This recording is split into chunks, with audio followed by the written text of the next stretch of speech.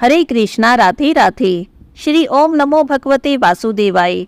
श्री पुरुषोत्तम मास महात्म्य कथा 29वां अध्याय। पुण्यशील और सुशील बोले, हे विभो, गोलोक को चलो, यहाँ देरी क्यों करते हो? तुमको पुरुषोत्तम भगवान का सामीप्य मिला है। कद्रय बोला, मेरे कर्म अनेक प्रकार से भोगने योग्य हैं, परंतु हमारा उद्धार कैसे हुआ जिससे मुझे गोलोक प्राप्त हुआ? जितनी वर्षा की धाराएं हैं, जितने तृण हैं, जितने पृथ्वी पर धूलि के कण हैं, आकाश में जितनी ताराएं हैं, उतने ही मेरे पाप हैं। मैंने यह सुंदर और मनोहर शरीर कैसे प्राप्त किया? हे हरि भगवान के प्रिय, इसका अति उग्र कारण मुझसे कहिए।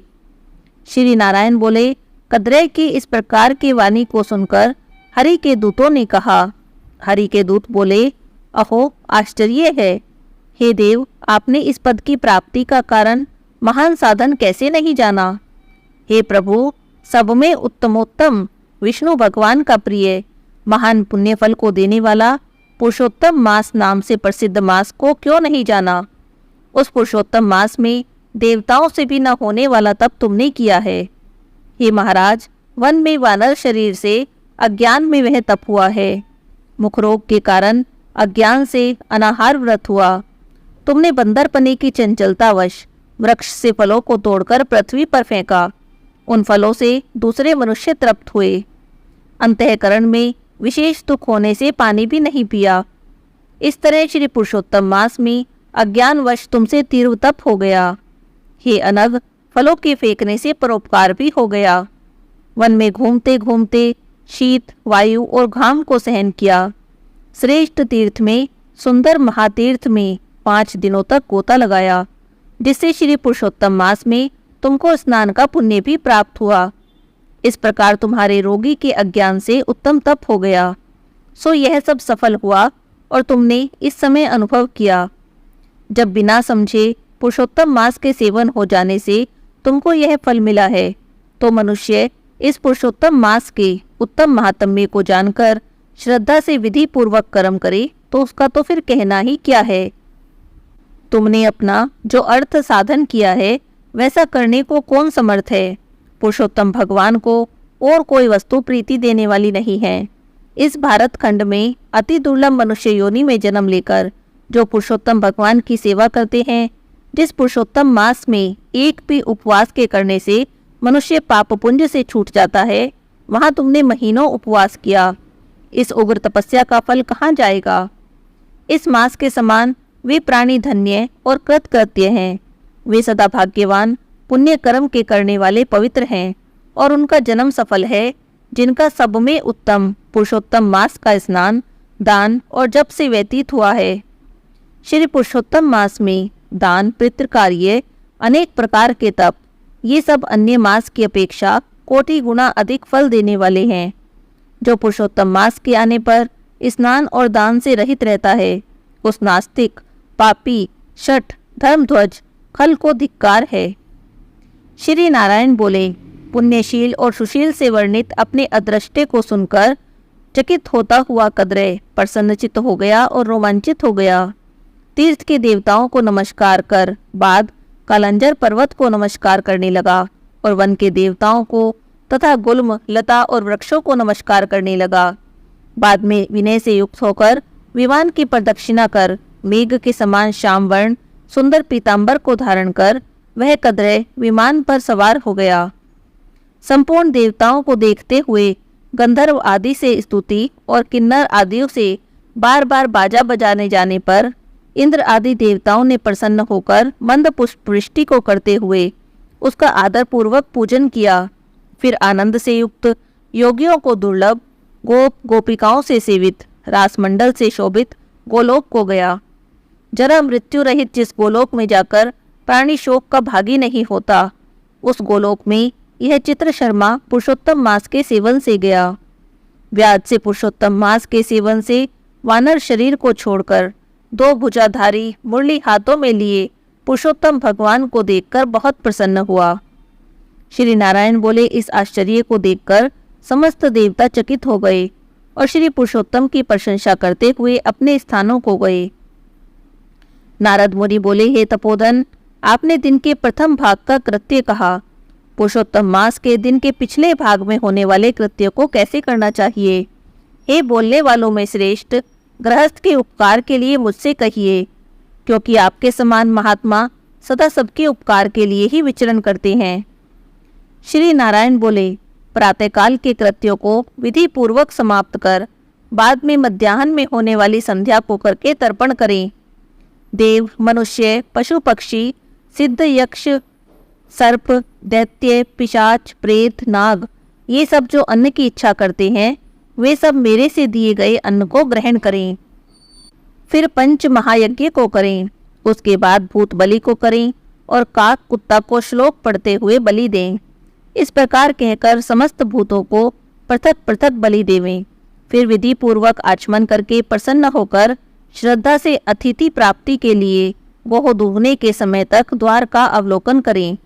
यदि भाग्य से अतिथि मिल जाए तो बुद्धिमान प्रथम वाणी से सत्कार करके उस अतिथि का देवता के समान पूजन करे और यथाशक्ति अन्न जल से संतुष्ट करे। फिर विधि पूर्वक सब व्यंजनों से युक्त सिद्ध अन्न से निकालकर भिक्षुक और ब्रह्मचारी को देवे। सन्यासी और ब्रह्मचारी ये दोनों सिद्ध अन्न के मालिक हैं। इनको अन्न न देकर भोजन कराने वाला चंद्रायन व्रत करे। प्रथम सन्यासी के हाथ पर जल देकर भिक्षान अन्न देवे, तो वह भिक्षान मेरु पर्वत के समान और जल समुद्र के समान कहा गया है। सन्यासी को जो मनुष्य सत्कार करके भिक्षा देता है उसको गोदान के समान पुण्य प्राप्त होता है। इस बात को यमराज भगवान ने कहा है। फिर मौन होकर पूर्व मुख बैठकर शुद्ध और बड़े पात्र में अन्न को रखकर प्रशंसा करते हुए भोजन करे। अपने आसन पर अपने बर्तन में एक वस्त्र से भोजन नहीं करे। स्वयं आसन पर बैठकर स्वस्थ चित्त प्रसन्न मन होकर जो मनुष्य अकेला ही अपने कांसे के पात्र में भोजन करता है उसके आयु, प्रज्ञा, यश और बल ये 4 बढ़ते हैं। प्रथम प्रणव का उच्चारण कर अंत में स्वाहा पद जोड़कर घृत के साथ 5 ग्रास जिह्वा से प्रथम निगल जाए, दांतों से नहीं दबाए। फिर तन्मय होकर प्रथम मधुर भोजन करे। नमक के पदार्थ और खट्टे पदार्थ मध्य में, कड़वा और तीखा भोजन के अंत में खाए। पुरुष प्रथम द्रव्य पदार्थ का भोजन करे, मध्य में कठिन पदार्थ का भोजन करे और अंत में पुनः पतला भोजन करे तो बल और आरोग्य से रहित नहीं होता। मुनि को 8 ग्रास भोजन के लिए कहा गया है। वानप्रस्थाश्रमी को 16 ग्रास भोजन के लिए कहा गया है। गृहस्थाश्रमी को 32 ग्रास भोजन कहा गया है और ब्रह्मचारी को अपरिमित ग्रास भोजन के लिए कहा गया है। द्विज को शास्त्र के विरुद्ध भक्ष्य भोज्य आदि पदार्थों को नहीं खाना चाहिए। शुष्क और बासी पदार्थों को विद्वान ने खाने के अयोग्य बताया है। घृत दूध को छोड़कर अन्य वस्तु सशेष भोजन करे। भोजन के बाद उस शेष को उंगलियों के अग्रभाग में रखकर अंजलि जल से पूर्ण करे। उसका आधा जल पी जाए और उंगलियों के अग्रभाग में स्थित शेष को पृथ्वी में देकर ऊपर से अंजलि का शेष आधा जल विद्वान उसी जगह इस मंत्र को पढ़ता हुआ सिंचन न करे। ऐसा न करने से ब्राह्मण पाक का भागी होता है, फिर प्रायश्चित करने से ही शुद्ध होता है। मंत्र है, रौरव नरक में पीप के गड्ढे में पदम अर्बुद वर्ष तक वास करने वाले तथा इच्छा करने वाले के लिए मेरा दिया हुआ यह जल अक्षय होता हुआ प्राप्त हो। मंत्र पढ़ने के बाद जल से सिंचन कर दांतों को शुद्ध करे। आचमन कर गीले हाथ से पात्र को कुछ हटाकर उस भोजन स्थान से उठकर बाहर बैठकर स्वस्थ होकर मिट्टी और जल से मुख हाथ को शुद्ध करके 16 कुल्ला कर शुद्ध हो सुख से बैठकर इन 2 मंत्रों को पढ़ता हुआ हाथ से उदर को स्पर्श करे। अगस्त्य, कुंभकर्ण, शनि, बड़वानल और पंचम भीम को आहार के परिपाक के लिए स्मरण करे। जिसने आतापी को मारा, वातापी को भी मारा, समुद्र का शोषण किया, वह अगस्त्य मेरे ऊपर प्रसन्न हो। इसके बाद प्रसन्न मन से श्री कृष्ण देव का स्मरण करे। फिर आचमन कर तांबूल भक्षण करे। भोजन करके बैठकर परब्रह्म श्री कृष्ण का उत्तम मार्ग के अविरोधी उत्तम शास्त्रों को विनोद से चर्चा करे। बुद्धिमान आध्यात्मिक विद्या का श्रवण करे। सर्वथा आजीविका से हीन मनुष्य भी एक मुहूर्त स्वस्थ मन होकर श्रवण करे। जो श्रवण कर धर्म को जानता है, श्रवण कर पाप का त्याग करता है, श्रवण के बाद मोह की निवृत्ति होती है, श्रवण कर ज्ञान रूपी अमृत को प्राप्त करता है। नीच भी श्रवण करने से श्रेष्ठ हो जाता है और श्रेष्ठ भी श्रवण से रहित होने पर नीच हो जाता है। फिर बाहर जाकर यथासुख व्यवहार आदि करे और सर्वथा सिद्धि को देने वाले श्री कृष्ण भगवान का मन से ध्यान करे। सूर्य नारायण के अस्ताचल में जाने के समय तीर्थों में जाकर अथवा ग्रह में ही पैर धोकर पवित्र वस्त्र धारण कर साय संध्या की उपासना करे। जो द्विजों में अधम परमाद से साय संध्या नहीं करता है, वह गोवध पाप का भागी होता है और मरने पर रौरव नरक में जाता है। कभी समय से ना करने पर संकट में मार्ग में हो तो द्विज श्रेष्ठ आधी रात के पहले साय संध्या करे। जो ब्राह्मण श्रद्धा के साथ प्रातःकाल, मध्याह्न और साय संध्या की उपासना करता है, उसका तेज कृत छोड़ने से अग्नि के समान अत्यंत बढ़ता है। सायकाल में सूर्य नारायण के आधा अस्त होने पर प्राणायाम करके आपो हिष्टा इस मंत्र से मार्जन करे और सायकाल अग्निश्च मां इस मंत्र से आचमन करे। प्रातःकाल में सूर्यश्च मां इस मंत्र से आचमन करे। पश्चिम मुख बैठकर मौन और समाहित मन होकर प्रणय और व्याहृति सहित गायत्री मंत्र का रुद्राक्ष की माला लेकर तारों के उदय होने तक जाप करे। वरुण संबंधी ऋचाओं से सूर्य नारायण का उपस्थान कर प्रदक्षिणा करता हुआ दिशाओं को तथा पृथक पृथक दिशाओं के स्वामियों को नमस्कार करे। साय संध्या की उपासना कर अग्नि में आहुति देकर भृत्य वर्गों के साथ अल्प भोजन करे। बाद में कुछ समय तक बैठ जाए। सायकाल और प्रातःकाल भोजन की इच्छा न होने पर भी विश्वदेव और बलि कर्म सदा ही करने चाहिए। यदि नहीं करता है तो पातकी होता है। शाम को भोजन कर बैठने के बाद गृहस्थाश्रमी हाथ पैर धोकर तकिए सहित कोमल शैया पर जाए। अपने गृह में पूर्व की ओर सिर करके शयन करे। ससुर के घर में दक्षिण की ओर सिर करके शयन करे। परदेश में पश्चिम की ओर सिर करके शयन करे, परंतु उत्तर की ओर सिर करके कभी भी शयन न करे।